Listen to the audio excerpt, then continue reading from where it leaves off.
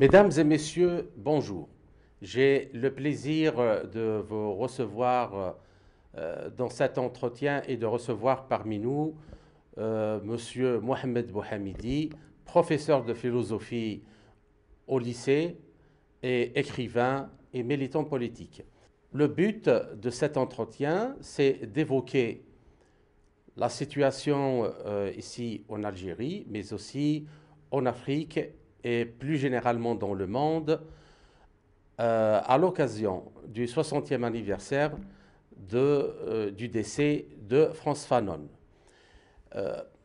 Aujourd'hui, l'Afrique, notamment les pays du Sahel et de l'Afrique subsaharienne, connaissent des soulèvements populaires qui contestent l'ordre néocolonial qui s'est établi après les indépendances. Et à l'aune de ces événements, nous avons estimé que revenir à un grand psychiatre et un grand écrivain comme Frantz Fanon, qui a théorisé le panafricanisme, l'anticolonialisme, mais dans un esprit de propulser ce continent dans la modernité et dans le développement. Donc, nous allons poser des questions à M. Bouhamidi dans cette optique afin d'apporter des éclaircissements par rapport à ce que vit cette région et à ce qui se développe actuellement dans le monde. Donc, bonjour Monsieur Bouhamidi. Bonjour. Et ma première question, c'est quelle est la place de Frantz Fanon aujourd'hui dans le monde qui a mené des guerres de décolonisation parfois très violentes. Et donc, à l'occasion de ce 60e anniversaire de son décès, est-ce que vous pensez que Frantz Fanon peut avoir un rôle à jouer dans les années futures? Alors, d'abord, je vous remercie pour cette invitation. Je rappelle juste pour l'occasion et pour la mémoire de ce Moudjahed qui a été enterré en martyr avec les honneurs de l'armée de libération nationale sur le territoire algérien. Le détachement a traversé la frontière pour l'enterrer. Et dans le nom complet, c'est-à-dire était Omar Ibrahim Frantz Fanon. Puisque membre des structures de notre armée de libération nationale et qui était chargé à la fois des questions de santé, de culture, d'idéologie. Il travaillait aussi dans le Moudjahed, le journal. Moudjahed, c'était le journal de Front oui, le journal du Front de Libération Nationale. Donc cette année, c'est le 60e anniversaire de son décès. Un 60e anniversaire, c'est un millésime important, comme tous les millésimes en décade. Le 10e, 20e, 30e anniversaire, c'est toujours de grandes occasions pour mieux faire connaître l'œuvre d'un héros, son œuvre politique, culturelle, idéologique, militaire. Cela dépend de qui il s'agit, mais s'agissant donc de Omar Ibrahim Frantz Fanon, quand il rejoint notre guerre de libération nationale, il est déjà un immense intellectuel. Il a publié plusieurs études, puis le livre Théo pour noir masque blanc. Plus tard, cette publication fera dire à l'intellectuel palestinien, son nom va me revenir, Edward Said, que ce livre est le début du post-colonialisme. Ce concept est très très mal compris aujourd'hui. Il signifie simplement chez Edward Said que c'est un premier écrit d'un colonisé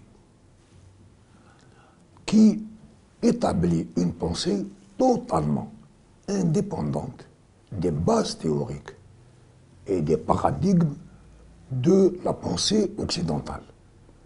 C'est le premier qui va penser en refondant les bases de ce concept. Et donc, Frantz Fanon, et pour Edward Said, qui est, je rappelle, qui est un immense intellectuel et universitaire palestino-américain, il date de Fanon la perspective d'une pensée indépendante chez les colonisés. C'est dire la grandeur de Frantz Fanon. Bien sûr, il y a eu en Algérie récemment quelqu'un qui s'est aventuré à dire que c'est la révolution algérienne qui a fait Fanon. Peut-être qu'il est juste de lui rappeler que lorsqu'il arrive, qu'il rejoint notre guerre de libération nationale et qu'il rejoint donc notre identité nationale. Il faut bien se mettre dans la tête que Fanon devient algérien, non pas par adoption, mais par engagement volontaire, et qu'il vient avec un immense prestige. Ensuite, nous constatons que pour ce 60e anniversaire, très peu de choses significatives, plutôt aucune manifestation significative ne lui a été consacrée. J'entends par manifestation significative celle qui fait connaître au moins les grands concepts fondamentaux de cet homme. Alors sa pensée hante le monde actuel. Tout ce qui est woke, quand on voit aujourd'hui le postcolonial, le mouvement woke, tous se repèrent d'une façon ou d'une autre par rapport à Fanon. Le plus souvent pour récupérer ces concepts et les déformer. Par exemple, en Algérie, il y a un livre qui est sorti dans une maison d'édition, je n'ai pas besoin de citer le nom, écrit un livre écrit par une psychanalyste, qui a introduit le concept de colonialité, et qui est une déformation grave de ce qu'a écrit Fanon, tout en se réclamant de Fanon. Parce que la colonialité est un État. C'est-à-dire c'est un État où le colon et le colonisé sont en relation ahistorique. Ahistoriques qui sont confrontés l'un à l'autre. Comme si c'était une question d'inter-individualité. Alors que la condition coloniale chez Fanon est à la fois une condition toujours dynamique. C'est-à-dire le rapport du colon au colonisé, il n'est pas une situation, il y a un mouvement. Il l'explicite très bien dans Peau noire, masque blanc, lorsqu'il dit comment le colonisé commence par l'évitement, il ne va pas voir le colon, où il invoque ses dieux, ses forces surnaturelles, pour ramener le colon à une condition moins brillante. La deuxième chose, c'est que le colonisé, quand il commence à se révolter, il va se révolter non pas contre le colon, mais contre ses congénères. Il va s'en prendre, s'il est noir, à ces noirs qui sont paresseux, s'il est arabe, il va s'en prendre aux arabes, etc. C'est-à-dire qu'il va s'en prendre à ses congénères, sur lesquels il va rejeter une culpabilité qu'il ressent. Et puis il y a la troisième phase, qui est la phase de la plus haute dynamique, qui est celle de la phase où le colonisé comprend qu'il a en face de lui non seulement un homme, mais il a en face de lui un système, qui est le colonialisme, et alors il arrive à nommer le colon. Ce n'est plus M. Gomis, ce n'est plus M. André, c'est le colon. Là, il atteint la conscience politique, et c'est le début de la lutte politique, quelles que soient les formes de cette lutte politique. Et donc,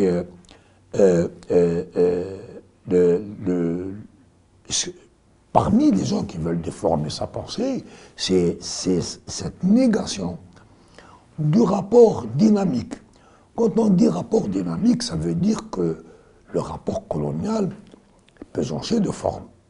Donc je vais vite au résultat, c'est que le colonialisme peut devenir le néo-colonialisme sans perdre aucune des caractéristiques du colonialisme, qui sont celles d'une domination globale, c'est-à-dire celle qui atteint l'homme, les coloniser, à la fois dans leur mémoire, à la fois dans la perception de leur histoire et à la fois dans leur corps physique. Quand je parle de corps physique, c'est pas simplement le soma, nos os, notre chair, etc. Notre corps physique, c'est notre économie. C'est notre façon de vivre. C'est nos valeurs, c'est notre culture. Mais c'est aussi le système des échanges commerciaux, etc. Tout ce qui fait qu'une société va continuer à survivre selon ses dynamiques propres. Alors que le colonialisme est une intrusion sur toutes ces dynamiques propres, qu'elles soient sociales, culturelles. Le colonialisme est une totalité destructrice qui veut détruire une totalité qui est en face. Je donne cet exemple pour voir combien toutes les grandes pensées, d'ailleurs, pas simplement Fanon, toutes les grandes pensées sont ainsi infectées pour des considérations. Alors, ce 60e anniversaire, rien n'a été fait.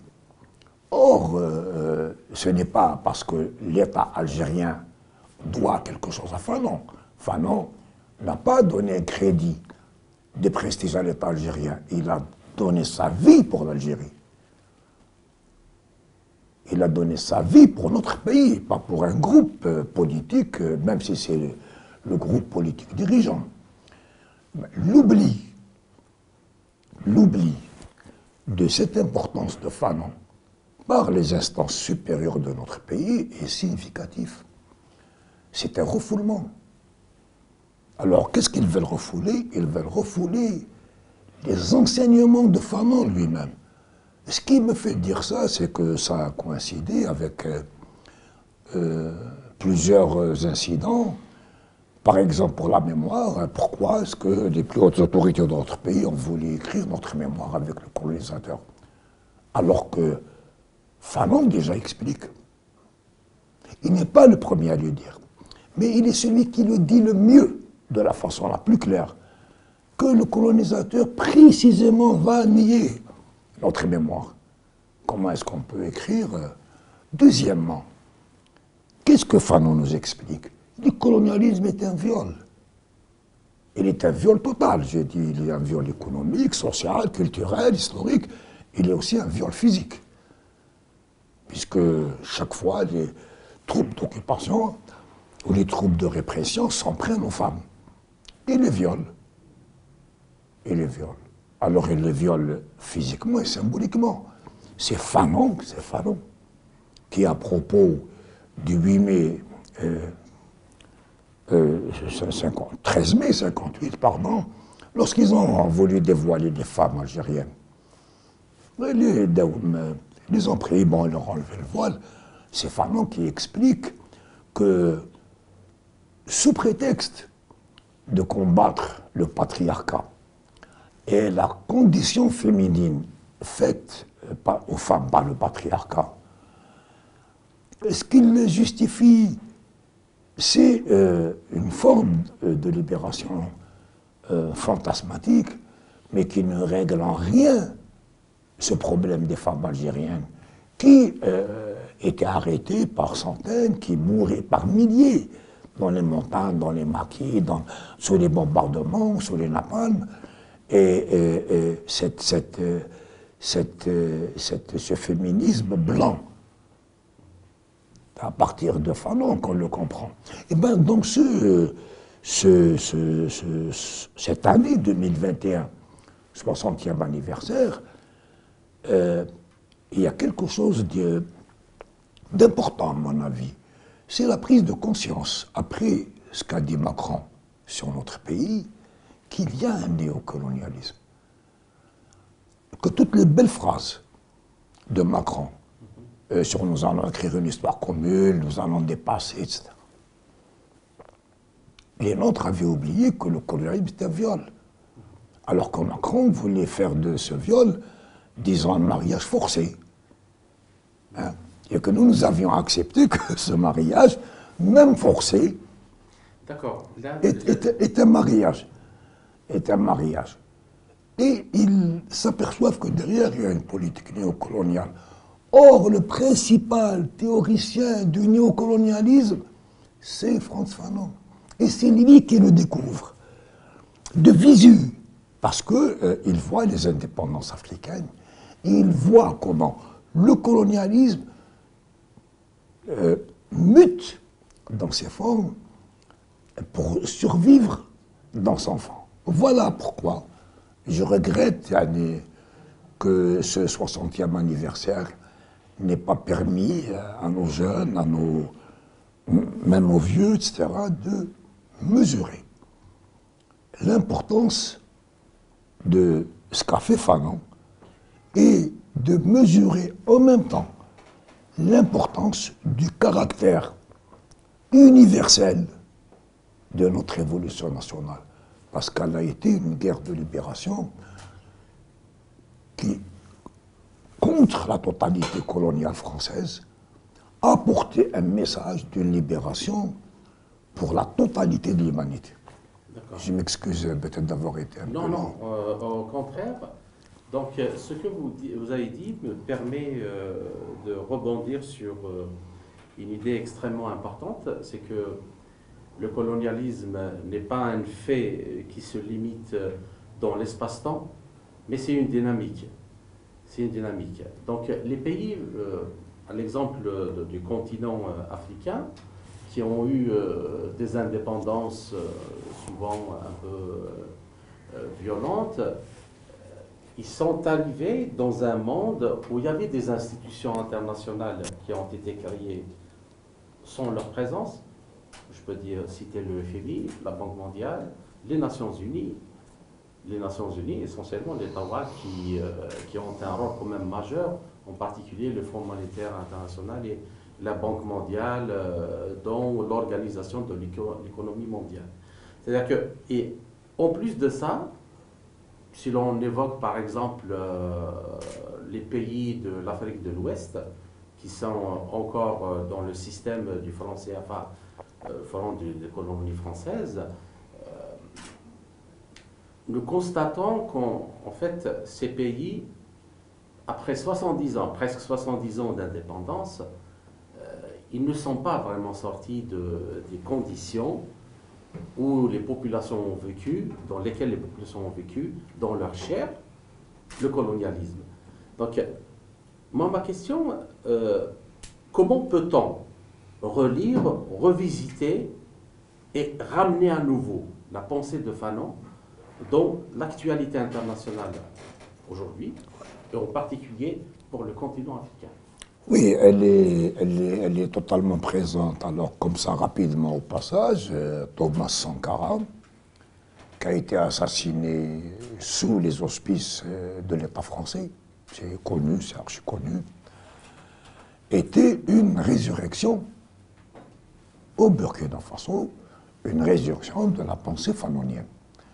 Alors, cette pensée fanonienne, Fanon a joué un rôle immense dans ce moment précis dont vous parlez. D'abord pour déblayer le terrain. Il y avait chez les intellectuels africains deux grandes tendances. Les intellectuels africains qui allaient dans les élites africaines, excusez-moi, qui allaient ensuite prendre en charge ces pays de l'Afrique de l'Ouest, mais aussi plus au sud.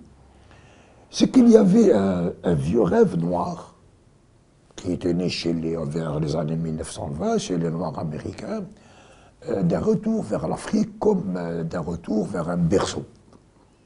Voilà, c'est un retour vers un berceau dans lequel les Noirs retrouveraient leur authenticité. Ils imaginaient que ça allait être un État unique, un État pour les Noirs, et ouvert d'ailleurs au Nord-Africain. Et cette idée-là, c'est que ce projet n'était pas anticolonial. Il n'était pas anticolonial, il était racial. Parce que les Noirs américains n'étaient pas dans un rapport de colonisation, mais d'esclavage. Et ces idées étaient en train de prendre.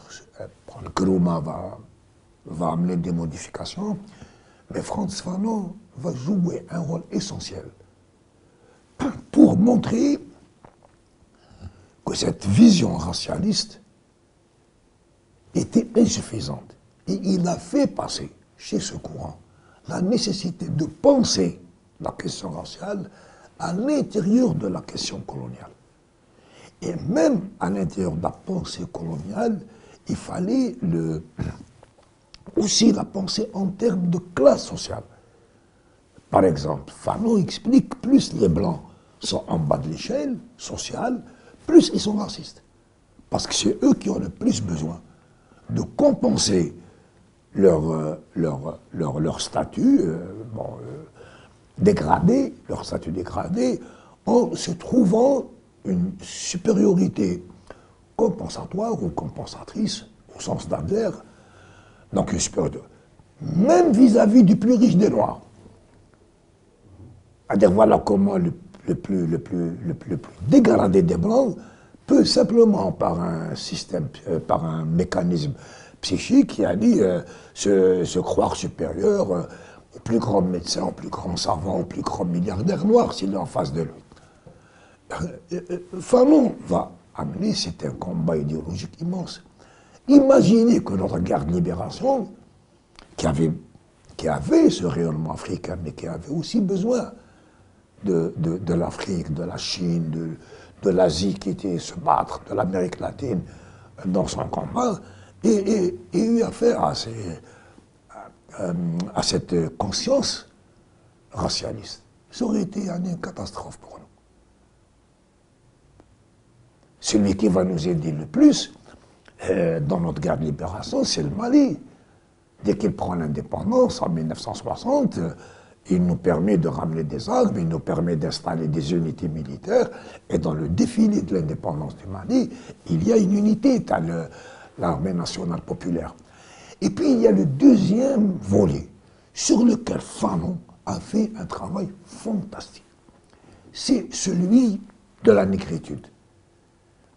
La France coloniale avait préparé des élites africaines dans le genre Senghor, Houphouët-Boigny, l'abbé Fulbert Youlou, qui a été le premier président du Congo-Brazzaville, etc., qui avait développé le concept de négritude comme étant un concept qui rassurait et qui donnait aux Noirs, enfin aux élites noires, je ne parle pas, il y a des gens d'en bas, aux élites noires, l'anti-compensation. Que si les Noirs n'avaient pas le savoir, la technique, le pouvoir industriel, ils allaient jusqu'au point de dire qu'ils n'avaient pas la raison, y compris Senghor. S'ils n'avaient pas cela, ils avaient, eux, les qualités de rapport émotionnel et immédiat avec la nature, le sens de l'esthétique, c'est-à-dire, c'est le discours colonial, mais dit par des informateurs indigènes. Et cette idéologie fixée, au sens strict du terme, comme on fixe avec des verrous, la thèse coloniale que nous étions, nous, les colonisés, ont besoin des maîtres qui nous guident, qui nous apprennent. Roumains se sont installés, Kéma Senghor, il s'est installé totalement dans cette perspective au Sénégal, que nous avions besoin donc du français en tant que langue de la science et de cet instituteur, qui était le colonialisme. C'est cela, Yanné. Ces indépendances octroyées, lui, il les a vues. Fanon les a vues. Fanon s'est battu contre ces idéologies indigènes du colonialisme ancien, mais qui mutait vers le colonialisme nouveau. Il va très très loin dans son observation. C'est que ce type d'indépendance octroyée sous tutelle de la France, sous tutelle des accords officiels, publics, dans le franc CFA, c'est-à-dire donc il y a, et les accords non officiels, cachés, qui font que les colonies libérées allaient payer à la France jusqu'à aujourd'hui un impôt colonial. Par exemple, dans ces accords, il était prévu que les colonies payent à la France les infrastructures prétendument construites pour elles, enfin pour ces pays. Et donc ils remboursent, ils sont en train de rembourser les hôpitaux qui ont été faits par les Français. Bon, Aimé Césaire avait dit que lorsque vous construisez un hôpital, c'est pour vous. Et éventuellement pour soigner la main-d'œuvre si jamais elle tombe trop malade. Ça, il l'a dit, bon, Césaire. Et ce combat, il est gigantesque. Il est gigantesque. Pourquoi? Pourquoi? Parce qu'à ce moment-là, De Gaulle, qui prépare un plan néocolonial pour l'Algérie, n'est-ce pas? Il prépare un plan néocolonial pour l'Algérie. Il désigne pour ces pays africains l'URSS et le communisme comme étant l'ennemi pire que le colonialisme. Pire que le colonialisme. Et donc, ces indépendances, enfin, ces États africains à qui on a octroyé l'indépendance. Le cas le plus grave, c'est pas le Sénégal, c'est le Gabon. Mais enfin, c'est qu'ils doivent rester dans un système économique. Parce que le communisme dit comme ça, c'est un système économique. C'est un système, bon, qui est en désaccord avec le capitalisme. Et, bon, ben, très peu d'Algériens le soient, mais dans cette année 60, les Farhat Abbas a été harcelé par alors Fulbert Youlou, Ali Ahidjo, il a été par le gars du Gabon, je pense, qui sont partis le voir à Tunis pour lui dire voilà, c'est-à-dire la proposition, c'est d'accepter cette indépendance dans le cadre de l'Union française. L'Union française. Il fallait donc que les indépendances arrivent sans qu'il n'y ait aucun changement, absolument aucun, aux structures économiques déjà mises en place, qui sont les mines, les ressources minières, les ressources pétrolières, pour nous, pour notre pays, les ressources forestières, les grandes cultures, enfin, soit stratégiques, soit importantes. Le cacao, c'est pas stratégique, mais c'est important. Le coton, c'est stratégique. Le coton, c'est le Mali, entre autres. C'est la structure économique ne change pas. Elle ne change pas. Et c'est ce qu'a dit à cette époque.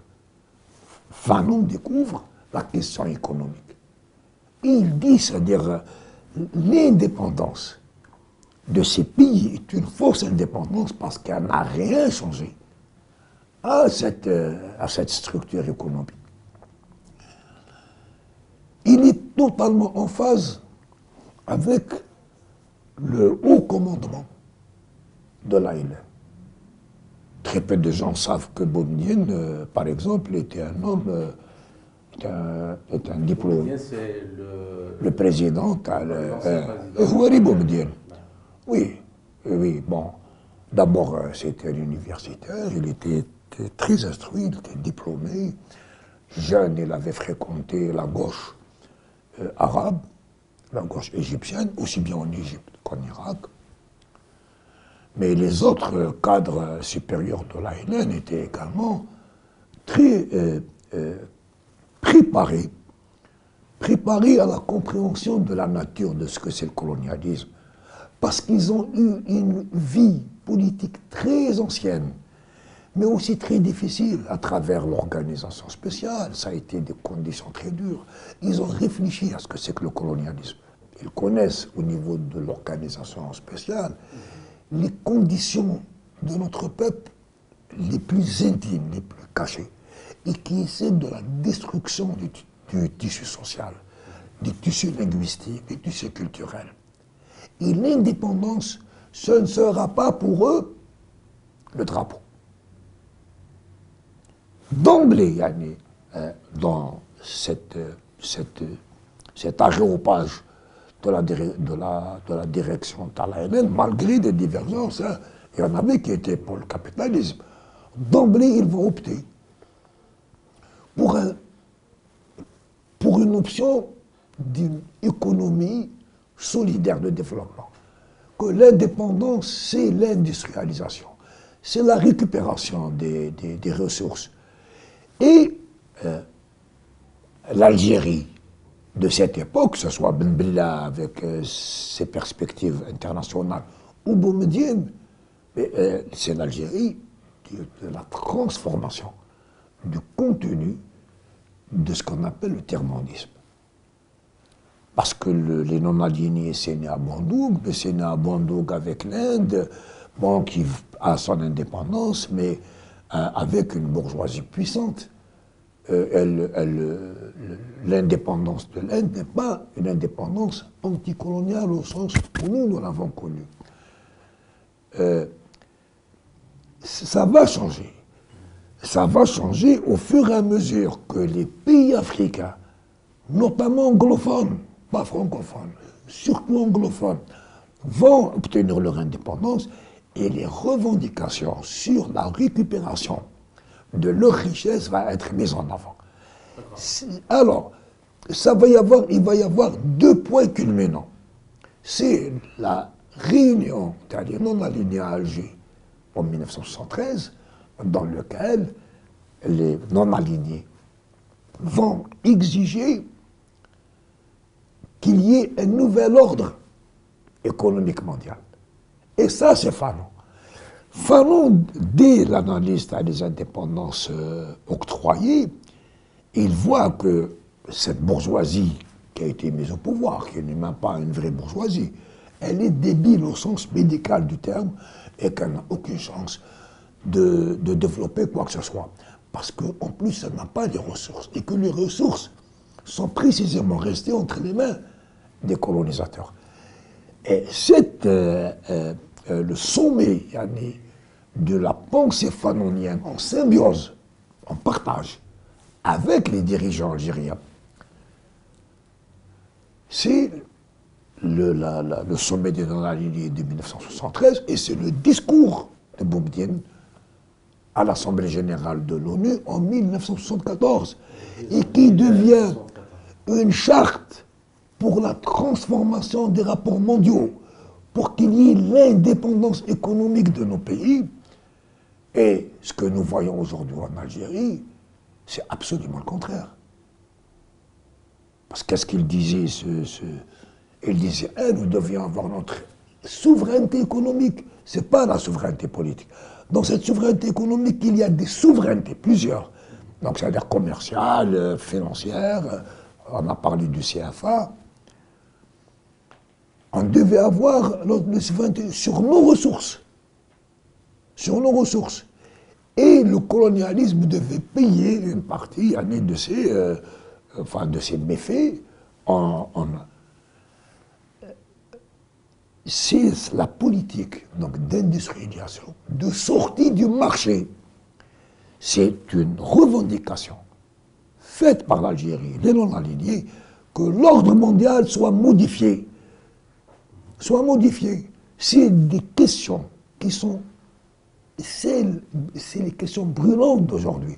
Vous le voyez. Je sais pas, je prends la Russie comme ça au passage. Le nombre de sanctions qui montrent qu'il y a un ordre mondial qui repose... enfin, oui, l'économie de marché là-dedans. Vous avez la Chine, vous avez l'Iran, mais vous avez aussi aujourd'hui tout cet ordre mondial où on interdit à des pays de reconnaître d'autres pays. On ne reconnaît pas l'État syrien, mais sur un ordre. Le Mali n'a pas le droit d'avoir des relations et des coopérations militaires avec la Russie. On reproche à la Chine de ramener de l'argent en Afrique et d'investir. C'est-à-dire, cet ordre mondial dont parlait Boumediene, et ensuite, qui a été abandonné par l'Algérie, parce que d'autres forces qui pensent que l'idéologie économique dominante actuelle, sous sa forme néolibérale ou pas néolibérale, etc., c'est une économie naturelle, comme si elle était l'économie de l'homme depuis toujours, et non pas l'économie d'une époque historique, qui est l'économie du capitalisme, et de l'impérialisme, et du colonialisme. C'est cela qui est... rebondir pour une dernière question, M. Bouhamidi, par rapport à ce que vous venez de développer maintenant.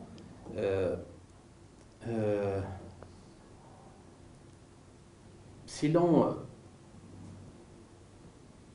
on ne peut pas, c'est-à-dire penser le monde, d'après ce que vous développez, via des principes universaux. Si un blanc nord-américain peut faire une découverte scientifique, cela ne pourrait pas t'empêcher, ne peut pas empêcher un noir africain qui est au fin fond de l'Afrique de faire la même découverte, de même nature, de même niveau, du moment que ce sont deux êtres humains. Et l'on peut donner des preuves qu'il y a actuellement des élites qui partent des pays du Sud et qui excellent et qui deviennent des lumières dans les pays du Nord. Donc, ma question,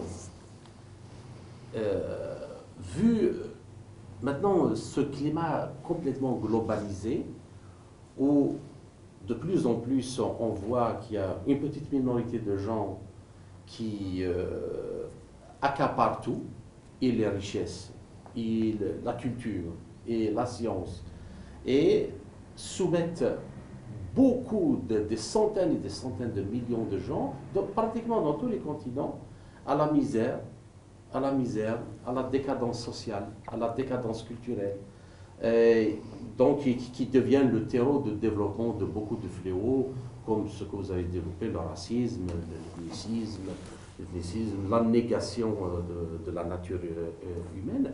Moi, donc, je voudrais vous poser une dernière question.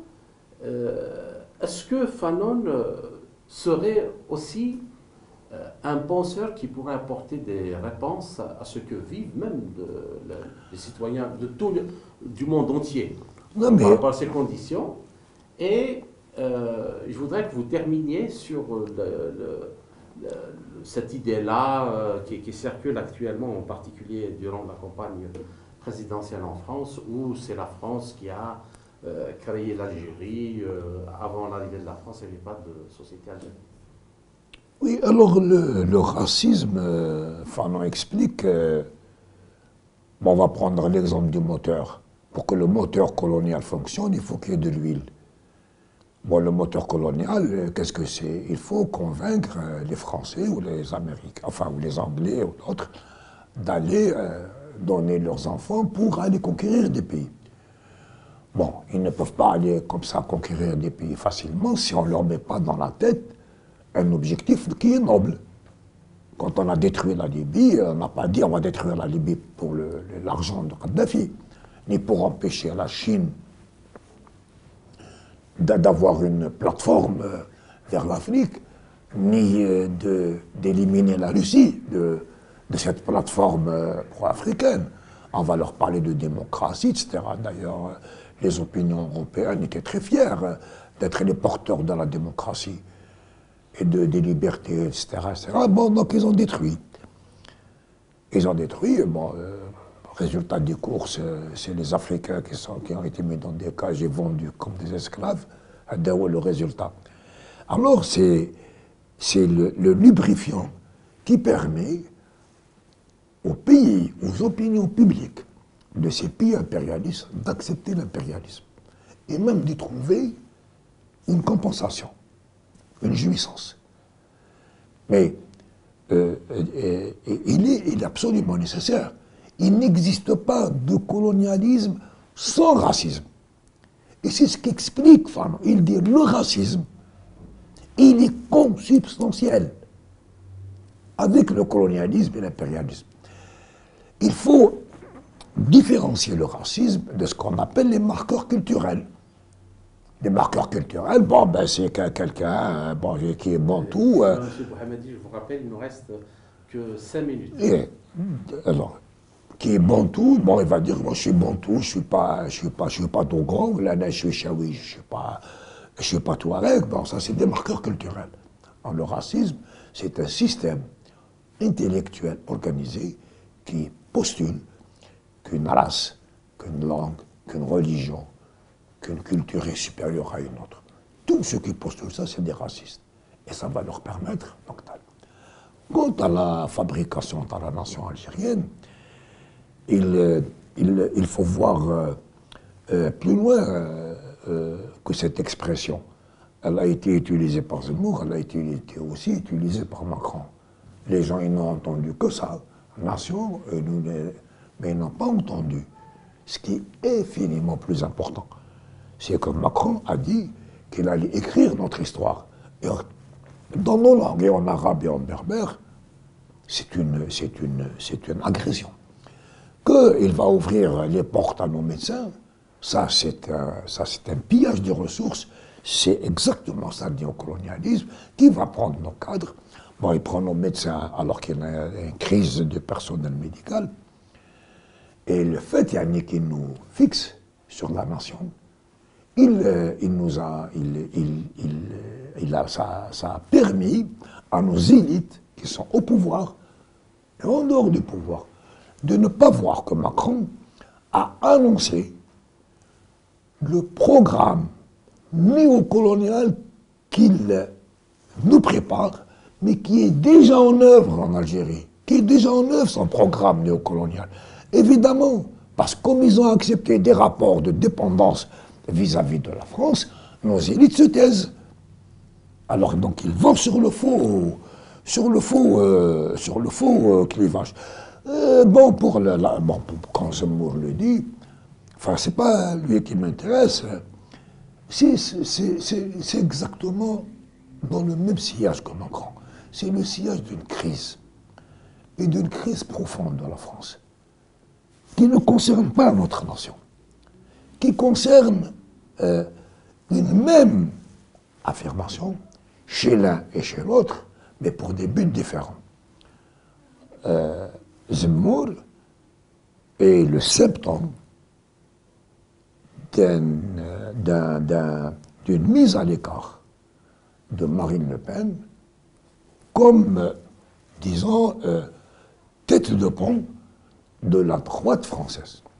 La droite française classique, conservatrice, celle qu'on trouve dans la haute hiérarchie militaire, laquelle haute hiérarchie militaire a déjà averti Macron qu'elle est en désaccord avec ses politiques de dissolution de l'identité française, de dissolution aggravée de l'identité française. Pas simplement parce qu'il est dans l'Europe, mais parce que Macron est dans le reset. Il est un des pions de la politique américaine.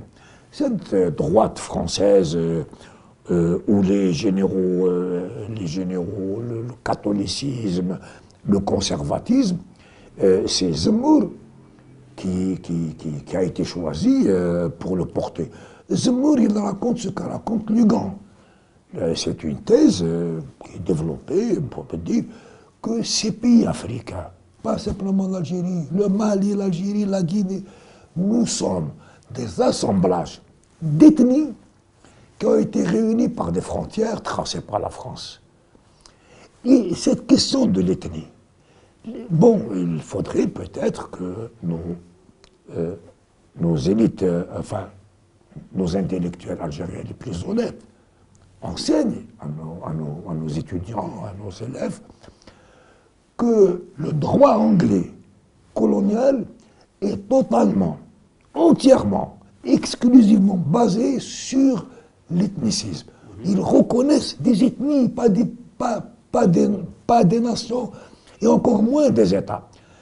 Cet ethnicisme de Bernard Lugan, il infecte l'opinion publique algérienne, surtout chez les jeunes, mais il infecte y compris notre Constitution.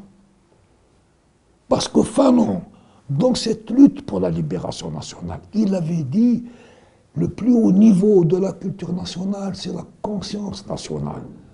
Or, ce travail sur la conscience nationale, qui fait l'unité d'un peuple et qui sort de l'ethnicisme pour aller vers l'idée de peuple, eh bien, elle a été extrêmement affaiblie depuis la mort de Boumedienne. Nous sommes dans une perte du patriotisme algérien. Et le patriotisme algérien, ça signifie qu'il y a la notion de peuple comme moteur politique. Or, il n'y a de peuple que lorsqu'il y a de nations. Il ne peut pas y avoir de nation sans peuple.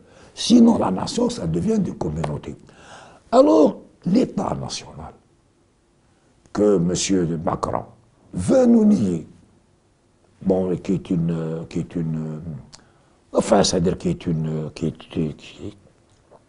ânerie. Alors, il parle à partir du traité de Westphalie, mais les gens, bon, est-ce qu'ils connaissent le traité de Westphalie? C'est pas sûr. L'État-nation ne peut exister que sur la notion de peuple, que si on se repose sur un peuple et pas sur des ethnies. Ça fait des décennies que l'impérialisme français, le néocolonialisme, travaille sur des ethnies. Non, chez nous, d'abord. Je n'ai pas besoin de parler, de donner de détails, les gens ont compris. Mais partout dans l'Afrique de l'Ouest, au Mali, ils travaillent sur des ethnies. C'est l'État colonial français qui, il y a 30 ou 35 ans, a lancé des émissions culturelles, etc., pour faire naître dans la conscience des Français qui n'en avaient aucune idée de l'Azawad. Il y a eu des centaines d'émissions de films sur les Touaregs du Mali, tout gentils, tout beaux, tout, qui reçoivent. Et ils ont... voilà. Pour revenir à Macron, et à Zemmour, bon, je vais finir là-dessus, cette crise, elle est la crise de l'État français.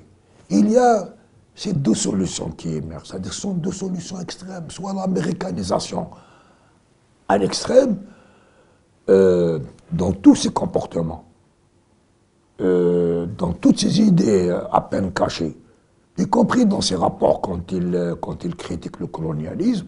Macron, il est dans le wokisme. Il est dans le wokisme. Enfin, moi, à mon avis, c'est totalement dans ce changement. Et Zemmour,